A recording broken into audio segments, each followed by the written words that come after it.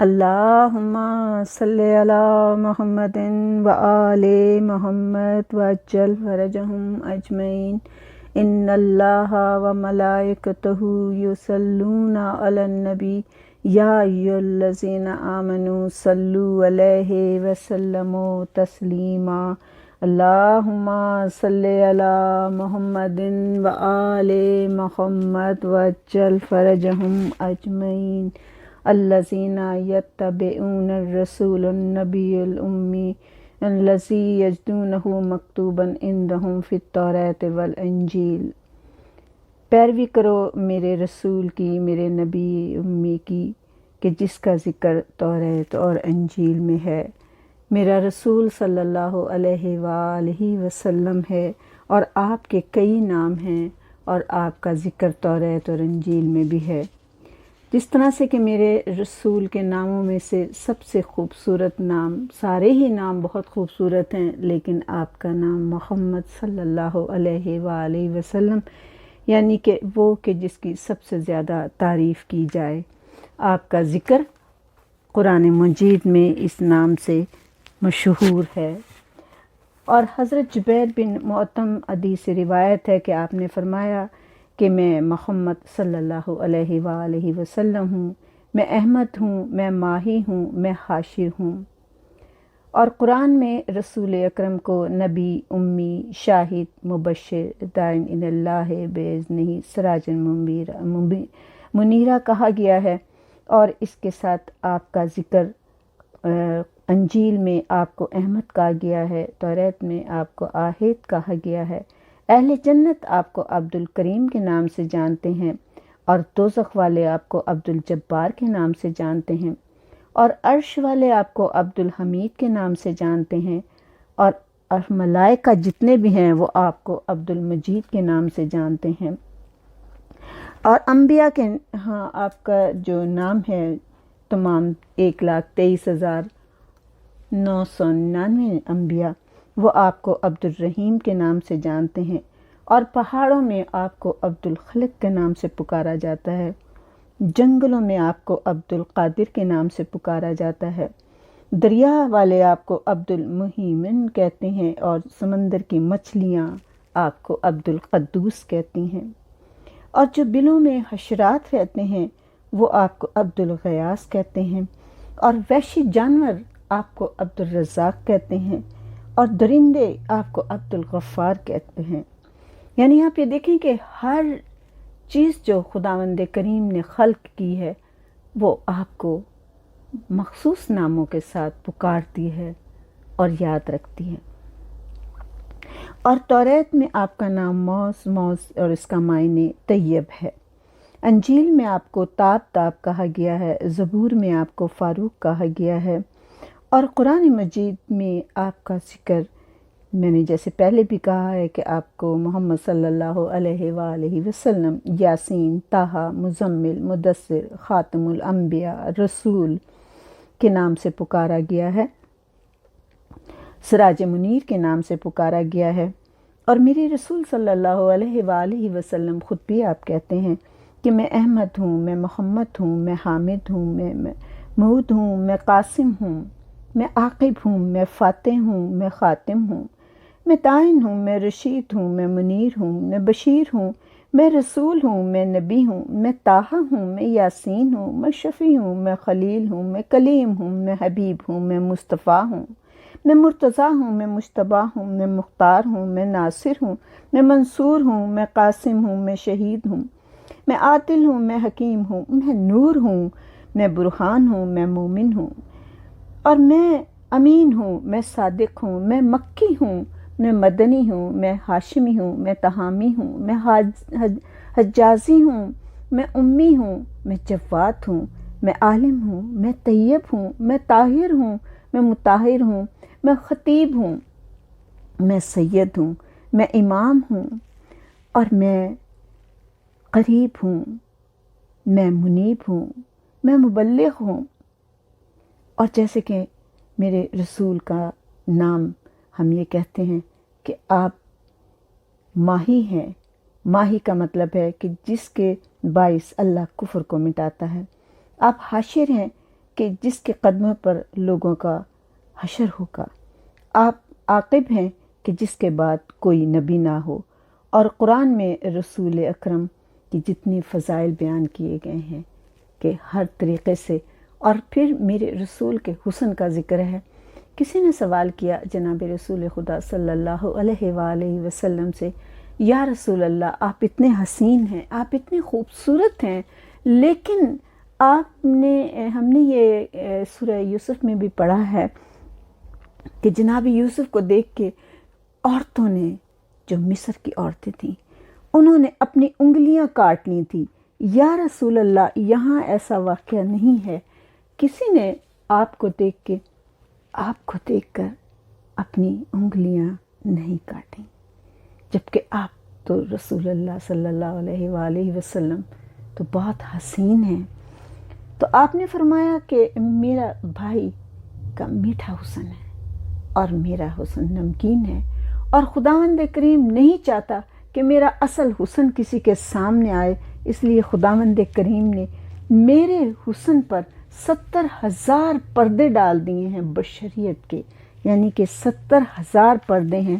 جن کے پیچھے میرے رسول کا حسن چھپا ہوا ہے۔ اور جب کوئی کسی سے پوچھتا تھا کہ رسول کا حسن کیسا ہے، تو کہتے ہوئے لوگ کہتے تھے کبھی ہم نے مکمل طریقے سے رسول کے چہرے پہ ایسے نظر ہی نہیں ڈالی۔ اور جو آپ کے شاعر ہیں حسان بن ثابت، وہ کہتے ہیں کہ وہ اتنے حسین تھے،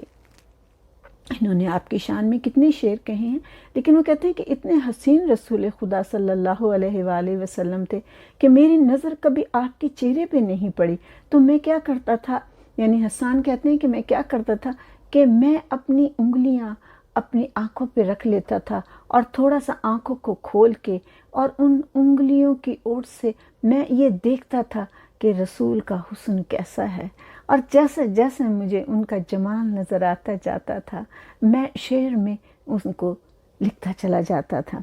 تو آپ کہتے ہیں کہ میں دیکھ نہیں سکتا تھا، اور کوئی بھی آپ کے چہرے پہ نظر نہیں ڈال سکتا تھا، لیکن پھر بھی مصعب بن عمیر سے بھی جب مدینے گئے ہیں اور ان سے لوگوں نے کہا کہ کچھ تو ذکر کریں آپ کے، آپ رسول اکرم کیسے ہیں، تو انہوں نے وہ سر جھکا کر بیٹھ گئے۔ اور یہ مصعب بن عمیر وہ ہیں کہ جو بہت امیر کبیر باپ کے بیٹے تھے، اور جو کہ گھوڑے پہ چلتے تھے تو ان کے آگے پیچھے ان کے غلام ہوتے تھے، ان کے نوکر ہوتے تھے، اور بیش قیمت لباس پہنتے تھے، لیکن جب یہ اسلام میں داخل ہوئے تو انہوں نے اپنا بالکل تمام حلیہ بدل لیا تھا، اور ایک عام انسان کی طرح لوگوں کے درمیان میں بیٹھتے تھے۔ تو انہوں نے بھی اپنا چہرہ جھکا لیا، اپنے سر کو جھکا کر بیٹھ گئے، اور ایسے جیسے کچھ سوچنے لگے، اور پھر سوچتے سوچتے انہوں نے کہا کہ بس میں کیا بتاؤں میرے رسول کیسے ہیں۔ آپ نے فرمایا ان کے بال نیم گھنگریالے ہیں، جیسا میں نے کبھی ان کے چہرے پہ تو مکمل نظر نہیں ڈالی، لیکن جیسے کبھی کبھی دیکھا، وہ میں تمہیں بتاتا ہوں۔ آپ کا ماتھا کشادہ ہے، اور آپ کا چہرہ 14ویں رات کے چاند کی طرح چمکتا ہے، اور پھر آپ کے لب بہت خوبصورت ہیں۔ آپ کا رنگت ایسی ہے کہ نہ بالکل سفید ہے چونے کی طرح، بلکہ ایسا ہے کہ سفید رنگ میں سرخی شامل ہے۔ آپ کے گال پہ سرخی ہوتی ہے، آپ کی ناک ستواں ہے، اور اس طرح سے وہ ایک ایک عضو کی کہ آپ کی گردن سراہی دار اور ایسی ہے جیسے چاندی کی طرح سے شکل کی ہوئی ہوتی ہے۔ آپ کے ایک ایک عضو کی تعریف کرتے چلے جاتے ہیں، آپ کی آنکھوں کی تعریف کرتے ہیں، اور آپ جیسے کہ جانتے ہیں کہ کسی آنکھ کی بھی 7 خوبیاں ہوتی ہیں، ہر آنکھ میں 7 خوبیاں شامل ہیں کسی کی بھی آنکھ کی۔ ایک تو بینائی کی تیز ہونا کہ جیسے اس کی آنکھ دور تک دیکھ لیتی ہے، دوسرے اس کی بھویں کیسی ہیں، اس کی پلکیں کیسی ہیں، اس کی آنکھ کی پتلی کیسی ہے، اور اس کی آنکھ کی سفیدی کا وہ جو ڈھیلا ہوتا ہے وہ کیسا ہے، اس کی آنکھ کی بناوٹ کیسی ہے۔ یہ تمام خوبیوں میں شمار کی جاتی ہیں کہ اس کی آنکھ بادامی ہے، اس کی آنکھ لمبی ہے، اس کی آنکھ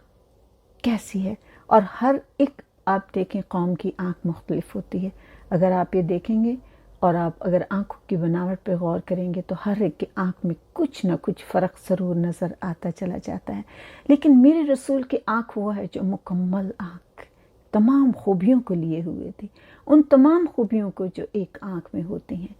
آپ دور تک دیکھ بھی لیتے تھے۔ آپ کی آنکھ کی سفیدی بہت خوبصورت تھی، آپ کی آنکھ کی پتلی بالکل سیاہ تھی، اور آپ کے بھویں بالکل گہری تھیں، جیسے کہ خوبصورت انداز میں تراشی ہوئی تھیں۔ اس قدر خوبصورت بھویں آپ کی تھیں، اور آپ کے دونوں بھوؤں کے درمیان جگہ تھی، خالی تھی، بال نہیں تھے، بلکہ وہاں ایک رگ تھی کہ جب آپ کو غصہ آتا تھا تو ایسا لگتا تھا جیسے اس رگ میں خون بھر گیا ہے، اور یہ آپ کے غصے کا اظہار ہوتا تھا۔ آپ کسی پہ غصہ کبھی ہوتے ہی نہیں تھے، بس صرف آپ کے غصہ ہونے کا ایک ہی انداز تھا، یا وہ رگ بھر آتی تھی، اور یا پھر آپ اس شخص سے رخ پھیر لیتے تھے، اس کی طرف دیکھنا، اس کی طرف رخ کرنا پسند نہیں کرتے تھے۔ تو یہ میرے رسول کی آنکھ کی خوبی میں ایک کہ آپ کی آنکھ بادامی لمبی آنکھ تھی، آپ کی پلکیں بہت گہری، یعنی کہ اور جیسے کہ لمبی تھی، خوبصورت ترین آپ کی آنکھ تھی۔ اور جب آپ کی آنکھوں کے لیے تو میں یہی کہوں گی کہ کس قدر حسین وہ آنکھ ہوگی کہ جس کی تعریف ہم کرتے ہیں، حسان بن ثابت کرتے ہیں تو ہم کہتے ہیں کہ بہت خوبصورت شاعری کرتے ہیں حسان بن ثابت، لیکن آپ کی آنکھ کی تعریف تو میری بیوی ختیجۃ الکبریٰ نے کی ہے۔ اور کس طرح سے کی ہے کہ جب جناب رسول خدا گھر آئے ہیں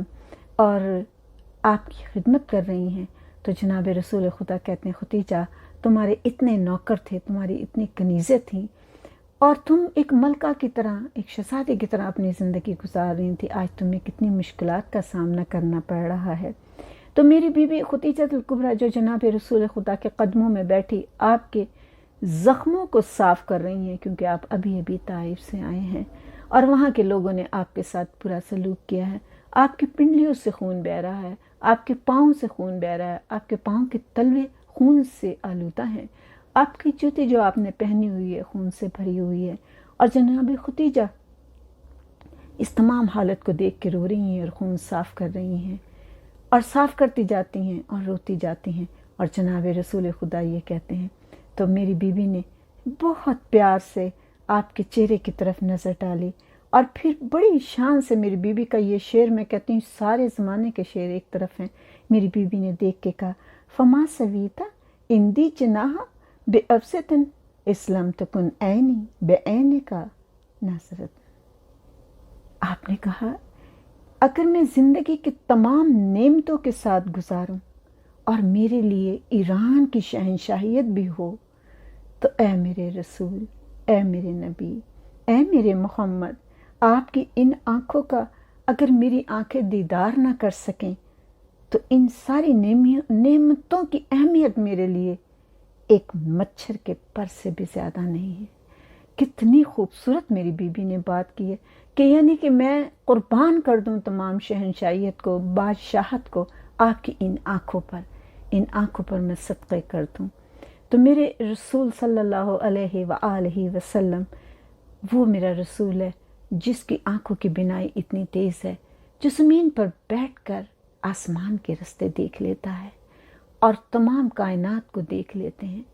وہ میرے رسول کی آنکھ ہے۔ میرے رسول کا چہرہ اتنا خوبصورت تھا کہ جابر بن سمرہ کہتے ہیں کہ چاندنی رات تھی، اور گرمیوں کی راتیں آپ جانتے ہیں کہ عرب کی کیسی ہوتی ہیں۔ جناب جابر بن سمرہ آپ کے ساتھ بیٹھے ہیں، اور میرے رسول صلی اللہ علیہ وآلہ وسلم وہیں چٹائی پر لیتے ہیں، اور آپ نے ایک چادر اوڑھی ہوئی ہے جس میں سرخ اور کالی دھاریاں ہیں۔ جناب سمرہ کہتے ہیں کہ میں نے کبھی رسول کو آنکھ بھر کر نہیں دیکھا تھا، لیکن آج رسول اللہ صلی اللہ علیہ وآلہ وسلم لیٹے تھے، تو میں نے آپ کے چہرے کو جب دیکھا تو مجھے ایسا لگا کہ اتنا حسین چہرہ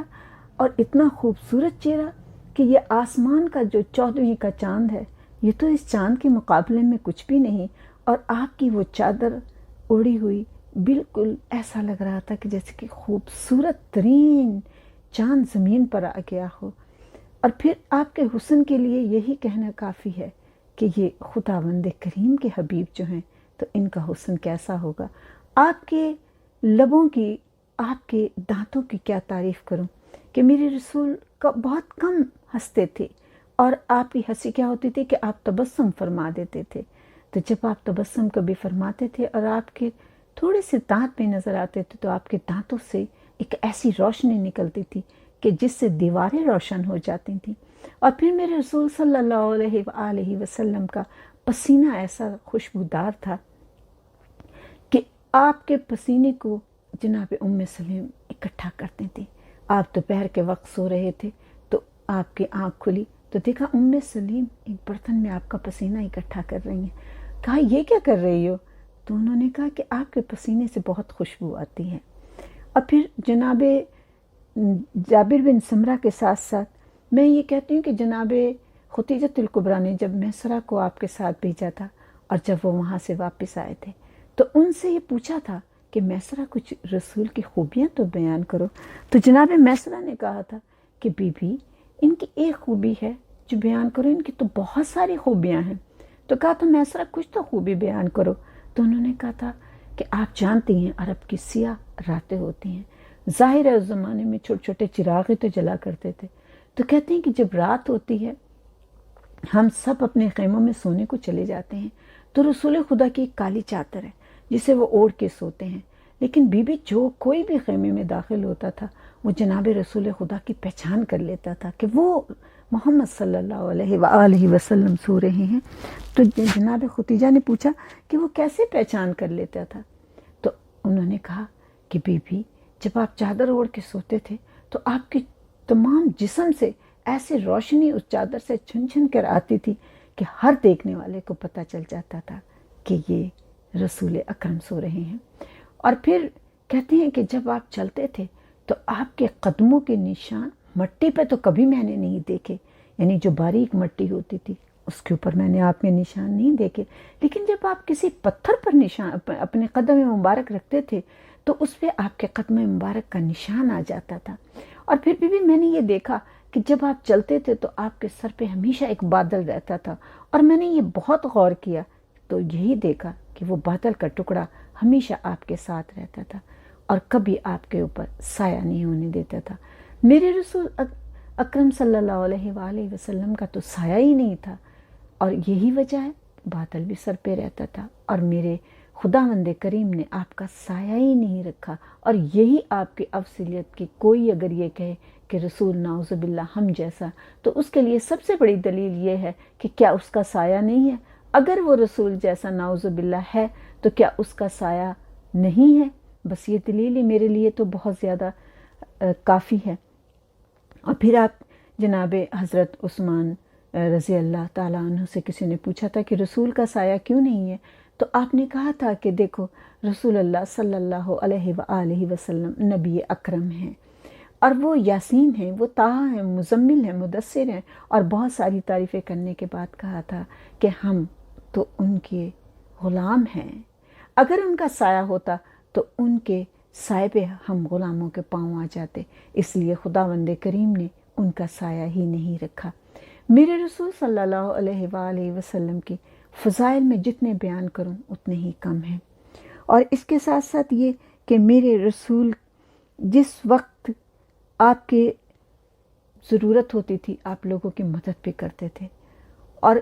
آپ کا اخلاق بہت بلند تھا۔ آپ جب محفل میں بیٹھے ہوتے تھے اور مجلس کے جو آداب ہوتے تھے تو جب آپ بیان کرتے تھے تو آپ کا انداز بیان اتنا شائستہ اور اتنا ٹھہرا ہوا ہوتا تھا،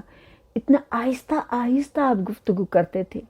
آپ کے کہ ہر لفظ کو ہر انسان سن لیتا تھا، سمجھ لیتا تھا، حتیٰ کہ بعض صحابی کہتے ہیں کہ اتنے آہستہ اور اتنے شائستہ انداز میں آپ بیان کرتے تھے کہ ہم تو آپ کے ہر لفظ کو گن تک لیتے تھے، اور آپ اس وقت تک سوال کو مکمل نہیں سمجھتے تھے، اگر کوئی کرتا تھا تو آپ جواب دینے میں اس کو دیر بھی نہیں کرتے تھے، اور اس وقت تک اس کو جب تک وہ اچھی طرح سمجھ نہیں لیتا تھا آپ اس کو بیان کرتے تھے، اور کہتے دوبارہ مجھ سے پوچھ لینا، گھبراتے نہیں تھے۔ آپ یہ نہیں کہتے تھے کہ مجھ سے بار بار مت پوچھو، بلکہ آپ کہتے تھے کہ دوبارہ پوچھ سکتے ہو۔ اور انتہائی محبت اور شفقت سے آپ جواب دیتے تھے۔ آپ نے اپنی مجلس میں کبھی کسی غریب اور امیر کا فرق نہیں رکھا تھا، بلکہ جو پہلے میں آ جاتا تھا وہ آگے بیٹھ جاتا تھا، اور آپ یہی کہتے تھے کہ مجلس میں آداب مجلس یہ ہے کہ جو پہلے آئے اور جو جگہ لے وہی اس کی جگہ ہے۔ اور پھر اس طریقے سے آپ کے گفتگو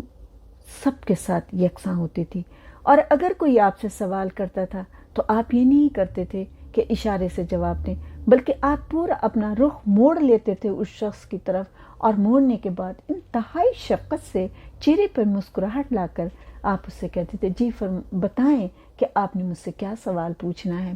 اور وہ سوال کرنے والا اس طرح گھبراتا نہیں تھا، اور جو اس کے دل کی بات ہوتی تھی وہ جناب رسول خدا صلی اللہ علیہ وآلہ وسلم سے بیان کرتا تھا، اور آپ انتہائی شائستگی سے اس کو محبت کے ساتھ، شفقت کے ساتھ، اطمینان کے ساتھ اس کو جواب دیتے تھے کہ وہ آپ کے جواب سے مطمئن ہو جایا کرتا تھا۔ میرے رسول صلی اللہ علیہ وآلہ وسلم کی جتنی بھی صفات ہیں ان کے ساتھ آپ کا اخلاق سب سے بلند تھا۔ اگر میں یہ کہوں کہ میرے رسول کی آنکھ بڑی حسین تھی، میرے رسول کی آنکھ سرمگی تھی، آپ کی آنکھ میں سرخ ڈورے تھے، یہ آپ کے جسم کا ایک حصہ ہیں اور ہمیں ان کی خوبصورتی کی داد دینی چاہیے، لیکن آپ کا اخلاق اتنا بلند تھا کہ آپ کے دشمن بھی آپ کو صادق اور امین کہتے تھے، اور یہ سب سے بڑی میرے پیغمبر کی صفت میں سے ایک صفت ہے کہ دشمن بھی آپ کی تعریف کرتا تھا اور یہ کہتا تھا کہ نہیں وہ صادق اور امین ہے۔ اور پھر رسول اللہ صلی اللہ علیہ وآلہ وسلم ہمیشہ جب کبھی نماز ہوتی تھی تو نماز کے آپ بات کہتے تھے صحابہ سے، تم نے مجھ سے پہلے رکوع کیا، تم نے مجھ سے پہلے سجدہ کیا، تو صحابہ کہتے تھے یا رسول اللہ آپ کو کیسے پتہ چلا؟ تو آپ فرماتے تھے میں جیسے سامنے سے دیکھتا ہوں ویسے ہی پشت سے بھی دیکھتا ہوں، یعنی مجھے نظر آ جاتا ہے۔ تو یہی تو صفات ہیں جو آپ آسمان تک کی خبریں بھی جانتے تھے، اور آپ تمام کائنات کو اچھی طرح جانتے ہیں، کیونکہ میرا رسول کسی ایک امت کے لیے نہیں آیا، جیسے کہ سارے نبی ایک ایک امت کے لیے آئے ہیں، اس وقت کے لیے آئے ہیں۔ میرا رسول، میرا نبی، میرا شفیع، میرا حاشر، میرا ماہی، میرا احمد، میرا محمد صلی اللہ علیہ وآلہ وسلم، اللہم صلی علی محمد وآل محمد، میرے رسول تو وہ ہے کہ جو کائنات کے لیے رحمت للعالمین بن کر آیا ہے، کیونکہ خداوند کریم رب العالمین ہے اور آپ رحمت للعالمین ہیں، آپ خاتم الانبیاء ہیں، آپ کے بعد کسی نبی نے نہیں آنا ہے۔ میرے رسول کے جسم کی تعریف کروں، شمائل کی تعریف کرتی جاؤں ختم نہیں ہوگا، لیکن میرے رسول کے تو ہاتھ کی کرامت ایسی ہے، میرے رسول نے تو ہاتھ کا اشارہ کیا تو چاند کو 2 ٹکڑے کر دیا تھا۔ میرے رسول کسی کو چھو لیتے تھے تو جابر بن سمرہ یہ کہتے ہیں کہ ایک دن جناب رسول خدا نے دیکھا کچھ بچے کھیل رہے ہیں اور آپ ان کے نزدیک شفقت سے گئے اور آپ نے ان بچوں کو پیار کر رہے تھے، تو پیار کرتے کرتے میں بھی ان بچوں کے پاس بیٹھا تھا تو آپ نے میرے گال کو چھو لیا۔ آج تک میں آپ کے وہ ہاتھ کی ٹھنڈک اور وہ نرمی محسوس کر سکتا ہوں۔ میرے رسول جب وضو فرماتے تھے صحابہ پانی اپنے اپنے برتن لے کے کھڑے ہو جاتے تھے، جو وضو کا پانی گرتا تھا اسے اپنے برتنوں میں اکٹھا کر کے لے جاتے تھے اور کہتے تھے یہ بیماروں کے لیے شفا ہے، ہم اپنے بیماروں کو پلائیں گے اور وہ صحت مند ہو جائیں گے، اور اس طرح بیماریوں کا علاج بھی کرتے، تبرکن لے کے جاتے تھے۔ جب کبھی میرے رسول نے حج کے موقع پر آپ نے اپنے بال کٹوائے تو تمام صحابہ نے آپ کے منہ مبارک یعنی آپ کے بالوں کو ایک ایک بال کو جمع کیا، ہر ایک کے پاس، کسی کے پاس 2، کسی کے پاس 3، کسی کے پاس 4 بال آئے، سب نے تبرکن ان بالوں کو رکھا۔ لیکن اس کے ساتھ ساتھ میں یہ کہوں کہ میرے رسول کی صفات جو ہیں، آپ کی صفات آپ کے لعاب دہن میں بھی ہیں، اور یہ انشاءاللہ میں اپنی پوری ایک ویڈیو آپ کے لعاب دہن پہ بناؤں گی۔ اور آج میں یہ ذکر کروں کہ میرا رسول صلی اللہ علیہ وآلہ وسلم کے جنگ خندق کا واقعہ ہے یہ کہ جناب جابر بن عبداللہ انصاری آپ نے دیکھتے ہیں کہ جناب رسول خدا بہت کمزوری محسوس کر رہے ہیں۔ آپ نے دیکھا، آپ گھر آئے اور آ کر جناب اپنی بیگم سے کہتے ہیں جابر بن عبداللہ انصاری، دیکھو ہمارے گھر میں بکری بھی ہے، ہمارے گھر میں تھوڑا سا جوں کا آٹا بھی ہے، تو کیا یہ نہ ہو کہ رسول خدا نے کافی یعنی کہ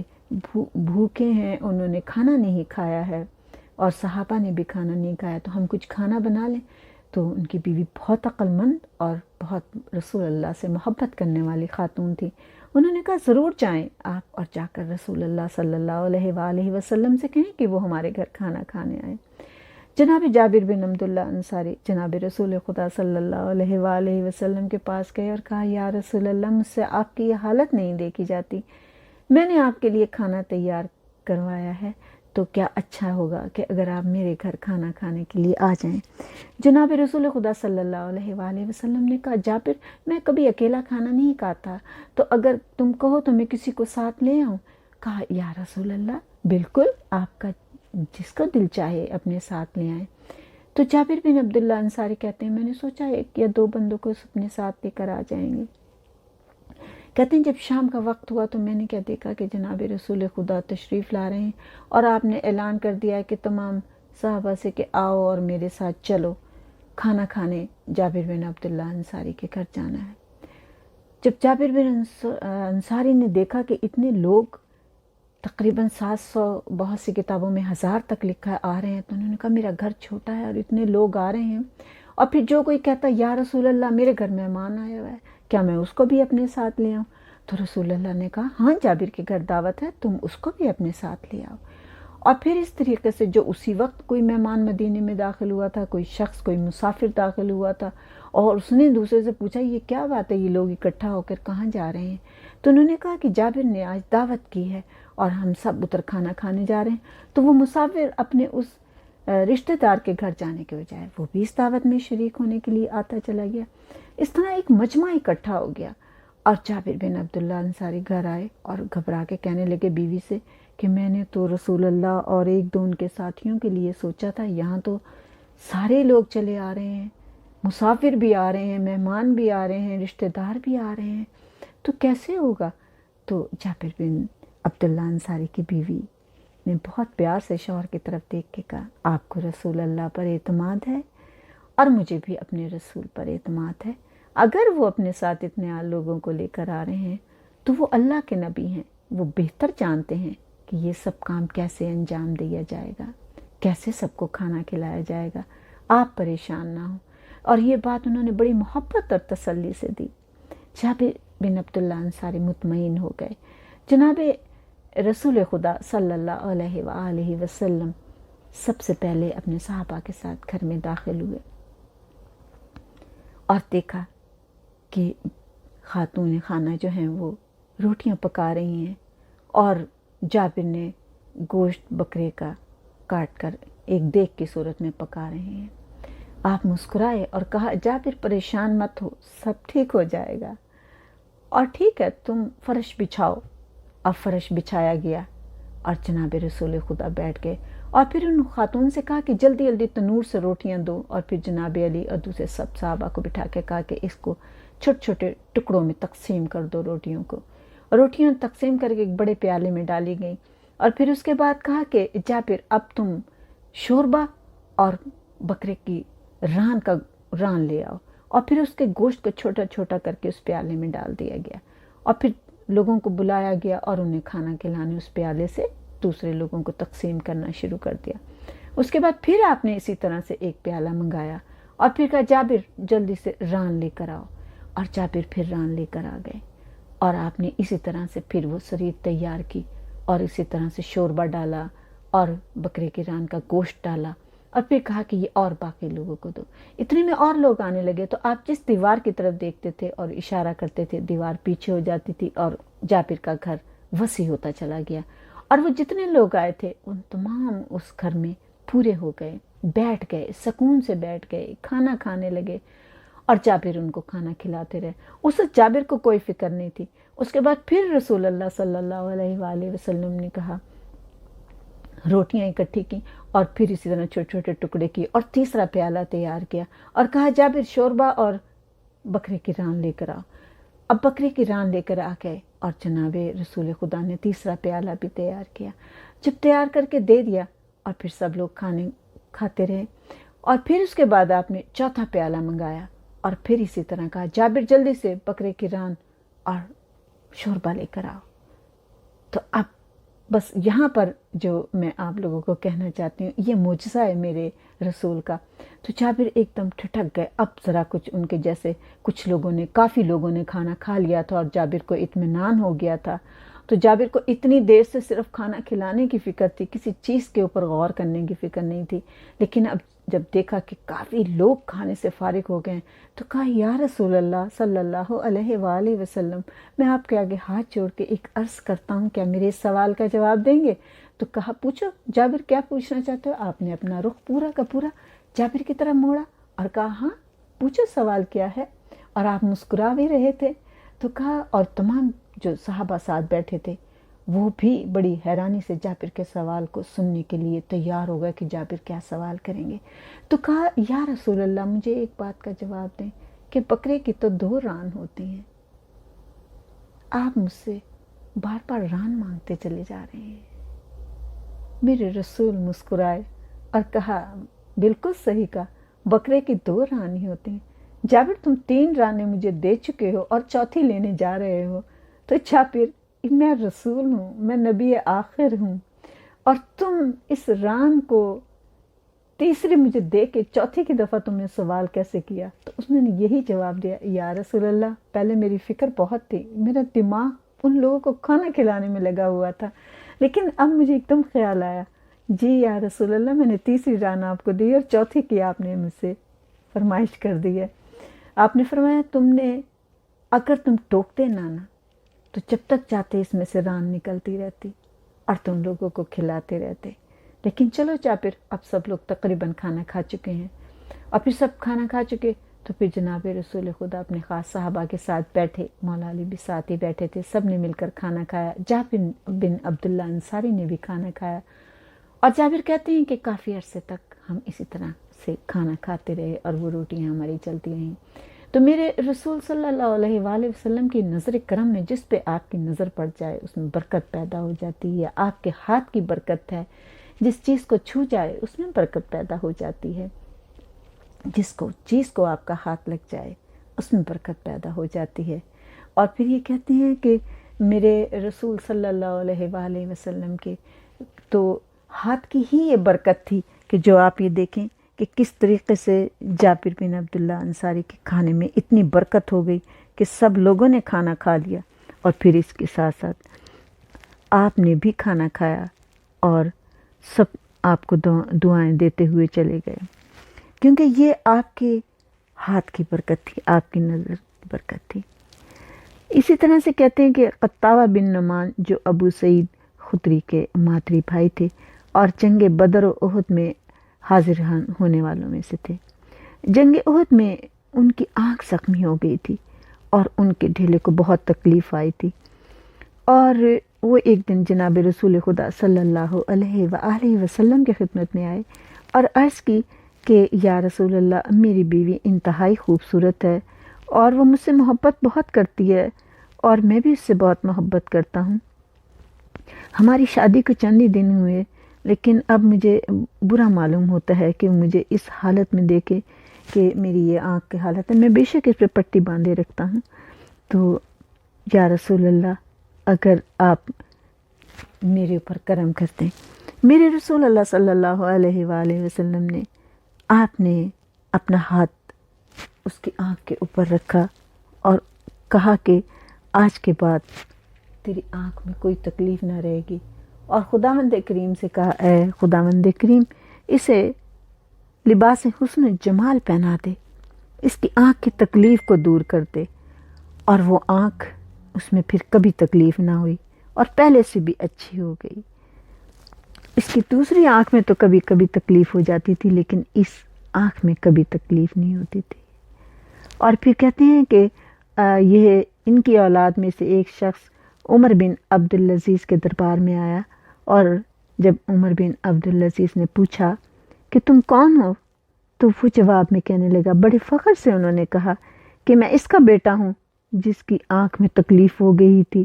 تو مصطفیٰ کی ہتھیلی کی برکت سے بہترین طریقے پر پلٹ گئی اور ویسے ہی ہو گئی تھی جیسے پیدا تھی۔ کس قدر اچھی آنکھ اور کس قدر اچھے طریقے سے پلٹ آئی۔ یہ تو میرے رسول کے صرف ہاتھ کے میں نے آپ کو چند واقعات بیان کیے۔ انشاءاللہ تعالیٰ پھر میں اپنے رسول کے لعاب دہن کا ذکر بھی کروں گی، رسول کے پسینے کا بھی، رسول کے ناخنوں کا بھی، میرے رسول کی ہر جو بھی کرامت ہے کم ہے کہ ہم بیان کر سکیں، اس لیے کہ وہ رب العالمین کے حبیب ہیں، اور حبیب جس کے ہیں تعریف تو وہی بیان کر سکتے ہیں۔ بس صرف اتنا ہی، انشاءاللہ آئندہ ویڈیو میں بس اس ذکر کے صدقے سے اے میرے خداوند کریم، اللہم صلی علی محمد و آل محمد، کیونکہ ہر دعا سے مانگنے سے پہلے درود ضرور پڑھا کریں۔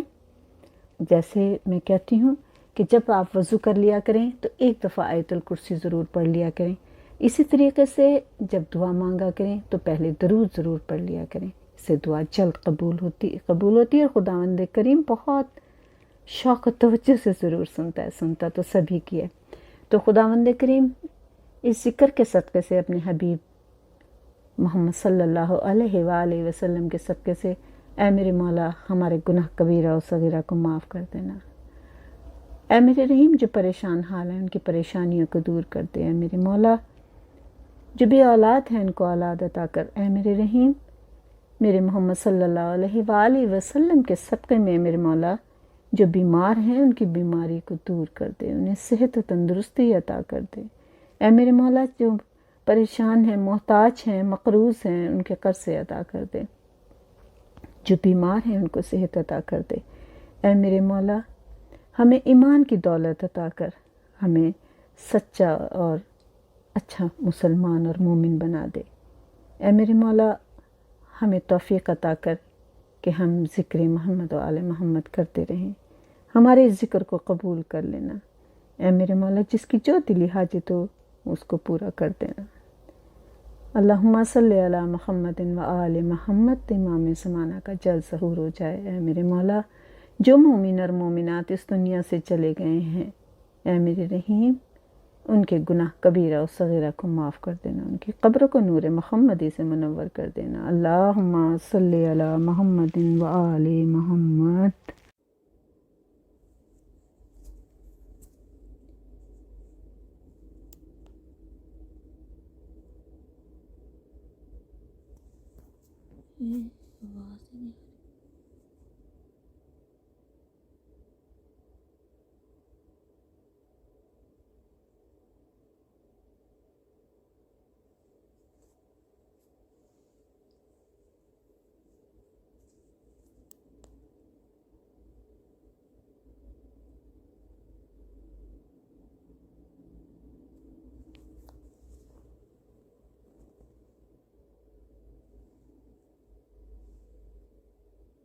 اجمعین۔